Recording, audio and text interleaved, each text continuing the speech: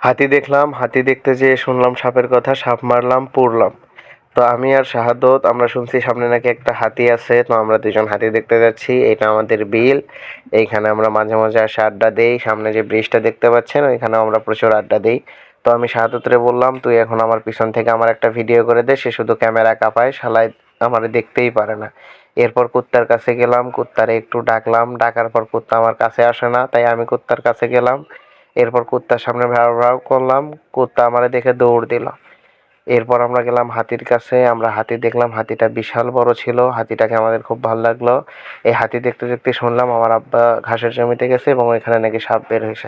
তো আমরা সেই সাপ মারার জন্য রওনা দিলাম। এইটা আমাদের বসার জায়গা, আর এইটা মেয়ে মানুষ, আর ওই পাশে দেখা যাচ্ছে ওইটা হচ্ছে আমাদের ঘাসের জায়গা।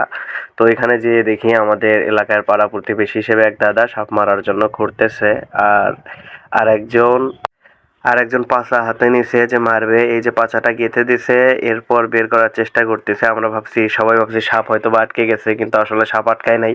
এই যে দাদা দুটো বাড়ি দিল, বাড়ি দেওয়ার সাথে আমরা বের করে দেখি না, এটা সাপের কলস। আসলে এখানে ঘটনা হচ্ছে, আমার আব্বা এখানে ঘাস কাটতে আসছে আর দেখে যে সাপ নিজের খোলস ছাড়াচ্ছে। তো বিশাল বড় সাপ, এইটা আমরা ধরলাম। এইটা খোলস ছাড়াতে ধরছিল দেখে আমরা এটাকে ধরতে পারছি, না হলে হয়তো বা ধরা সম্ভব হইতো না। আমরা যতটুকু জানি সাপের খোলস ছাড়ানোর পর সাপের শরীরে ব্যথা হয়, এই কারণে সে ফেনাও তুলতে পারতেছিল না।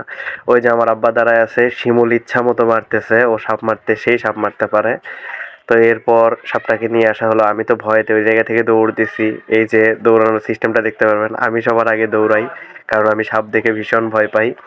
এরপর সাপটাকে রাখা হলো, তারপর আস্তে আস্তে সবাই বাড়ি দিচ্ছে, নিজের জামাই মনে করে ইচ্ছা মতো মারতেছে। এরপর আমি ভাবলাম যে ফ্রির জিনিস আমিও দুটো বাড়ি দিই। এরপর হাতে লাঠি নিলাম, তারপর আমিও দুইটা বাড়ি দিলাম সাপের মাথায়। এরপর আমাদের ওই দাদা খুব সাহসী, তার হাতে করে সাপটা নিয়ে চলে গেল আরেকটা জায়গায়। ওইখানে আমরা সাপ নিয়ে গবেষণা করব, দেখতেই থাকেন। চিন্তা করছেন, আমি তো পুরো ভয়ের মধ্যে পড়ে গেছি। বিষধর সাপ এইভাবে নিয়ে যাচ্ছে। এই যে আমার সামনে দিয়ে শিমুল যাচ্ছে, ও সাপরে রাখার সাথে দুইটা বাড়ি দেবে। এই সাপটার নাম রাখছি আমরা বঙ্গবল্টু, ওইভাবেই শুয়ে আছে। এরপর শিমুল ভাবলো যে আসলে সাপের বিষটা কোথায় থাকে, এই জন্য হাতের পাছাটা দিয়ে সুন্দর করে সাপের দাঁত বের করার চেষ্টা করলো। সাপের সাথে সেলফি তোলার চেষ্টা করতেছে, এক হাতে ফোন আর এক হাতে সাপ। গোল!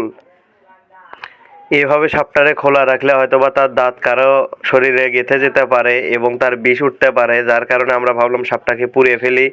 এরপর আমরা সবাই সাপটাকে পুড়লাম, তারপর একটা মাটি খুঁড়ে সেই সাপটাকে আমরা দাফন করে দিলাম।